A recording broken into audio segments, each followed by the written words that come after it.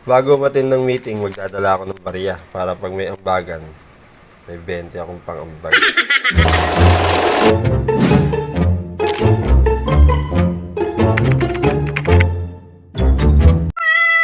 Ay parang timang.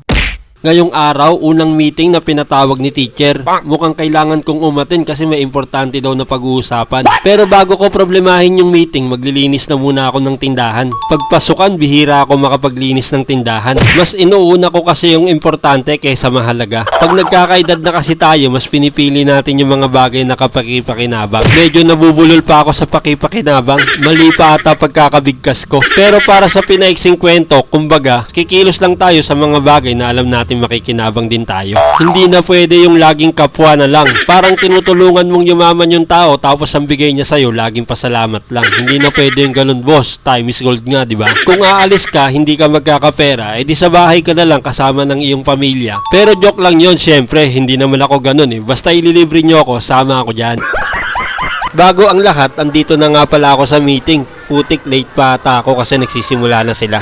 Parang nakakahiya naman pumasok pag ganito na ang senaryo. Buti sana kung dadaan ako dyan tapos may dala ako 2 electric fan. Tapos sasabihin ko, tama na usapan, tapos na ang meeting na to, dala ko na ang sagot. Kaso hindi eh, 20 na nga lang pera ko sa bulsa, tagpipiso pa. Pero kahit 20 lang pera ko, handa akong makinig sa mga pinag-uusapan dito. Hindi ako nagtutulog-tulugan. Sang-ayon ako sa mga pinapaliwanag ni teacher, hindi ako magrereklamo sa GC na bakit may ganito. Bakit may ganon, tapos pag niyayaya sa meeting, ayaw naman pumunta. Sasabihin, busy sa trabaho, tapos wala namang palang trabaho. Ay, ako pala yon. As a parent, minsan din natin ako ito. Naiintindihan mo po, magkasin po ito.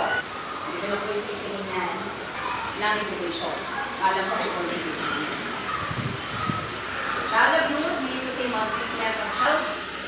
Basic needs for survival. Hindi ko na bibigay yung tamang. At pagkatapos ng meeting, nag-eleksyon na. Ito lang siguro yung eleksyon na ayokong manalo eh. Pero this time, hindi na nag-eleksyon, nagturuan na lang kung sino magiging officer. Ewan ko ba, lagi na lang akong natuturo, hindi naman ako mukhang masipag. Hindi sa ayaw ko ng posisyon kasi marami akong ginagawa sa bahay. Sa mga anak ko pa lang sa umaga, ubos na yung lakas ko. May matira man na 30% sa akin na lakas, sa gabi ko na yun nilalaan para kay misis. Tsaka ang magandang ginagawang officer, yung mga mareklamo. Yung mga mahilig sa ganto, sa ganyan, dapat ganto, dapat ganyan. Sasabihin bakit may gantong ambagan, bakit may ganyan, hindi naman kailangan yan. Pero pag pinatawag sa meeting, hindi naman napunta. Kahit kalating tsinelas, hindi nakakarating. Ako hindi sa pagmamayabang, pag sinabing may ambagan ng 50, nagbibigay agad ako ng 20. Sana all! Pero sa totoo lang, dapat pa nga nagpapasalamat tayo kasi tinatanggap nila yung posisyon kahit mga busy rin sila. Mahirap kaya maging officer, lalo na kapag may okasyon sa school. Kaya kayo, huwag kayong mareklamo ha, lalo na't ako na ang presidente. Joke lang po. O paano, hanggang dito na lang ulit mga timang. Salamat sa panonood. Pa-share naman po, please.